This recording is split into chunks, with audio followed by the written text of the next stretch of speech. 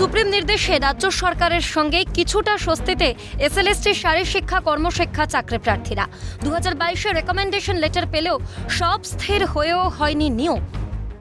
2022 সালে recommendation letter পেয়েছিলেন, তবে তাদের যে অ্যাপয়েন্টমেন্ট লেটার মধ্যশিক্ষা পর্ষদ থেকে পাওয়ার কথা ছিল সেই অ্যাপয়েন্টমেন্ট লেটার তারা পাননি, কারণ হাইকোর্টে একটি মামলা হয়, স্থগিত হয়ে যায় তাদের নিয়োগ। এই মামলা গড়ায় সুপ্রিম কোর্ট পর্যন্ত। তারপর থেকে শুরু হয় তাদের রাজপথে লড়াই। 2022 থেকে 2025 দীর্ঘ 3 বছর ধরে রোদে গরমে অসহ্য যন্ত্রণায় কাতরাতেই আন্দোলন চালান তারা। মঙ্গলে কিছুটা স্বস্তিতে, কারণ সুপার নিউমেরারি পোস্ট অবৈধ বা অসাংবিধানিক নয় জানিয়েছে সুপ্রিম কোর্ট। রেকমেন্ডেড হয়েও স্থগিত হয়ে যাওয়া চাকরি ফেরার কিছুটা আশা তারা দেখছেন বইকি। তারা বলছেন সুপ্রিম কোর্ট মামলা হাইকোর্টে ফেরানোয় এখন সবটাই রাজ্য সরকারের হাতে, আর যদি কোনো গড়িমসি রাজ্য সরকারের পক্ষ থেকে তারা দেখেন তবে দেশ জুড়ে নজিরবিহীন আন্দোলনের হুঁশিয়ারি দেন এসএলএসটি শারীর শিক্ষা কর্মশিক্ষার চাকরি প্রার্থীরা।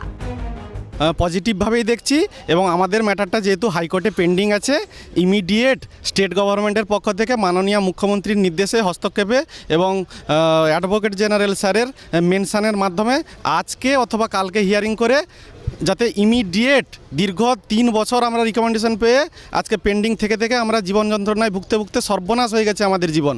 এরপরে যদি আবারও আইনি সূত্রতা দীর্ঘতা দেখিয়ে রাজ্য সরকারের কোনো গড়িমসি দেখি, বা বিরোধী দলের যে উকিল আছেন উনিও যদি দেখি যে নিয়োগ নিয়ে গড়িমসি করছেন, আমরা কাউকে ছেড়ে কথা বলবো না। আমরা 1600 সুপার নিউমারি পোস্ট যেটা আমাদের নিয়োগ দিয়েছে, আমরা যোগ্য জেনুইন চাকরি প্রার্থী, সেই অর্থে আমাদের সুপার নিউমারি পোস্টটা বৈধ। অতি দ্রুত এডি স্যারকে পাঠিয়ে আজকে না হলে কালকে মেনশন করিয়ে আমাদের হিয়ারিং করিয়ে আমাদের অ্যাপয়েন্টমেন্টের ব্যবস্থা করুন। আর তারপরেও যদি আমাদের বিরোধিতা হয়, তারপরেও যদি আইনের প্রহসন খেলা চলে, গরমিল চলে, আইনের অপব্যবহার চলে, তাহলে কিন্তু গোটা দেশ দেখবে, এই মিডিয়ার মাধ্যমে বলছি, গোটা দেশ দেখবে যে চরম আন্দোলন। গড়িমসি করে সরকার বা বিরোধী দল বা বিরোধী আইনজীবী, আমরা কিন্তু কাউকে ছেড়ে কথা বলবো না।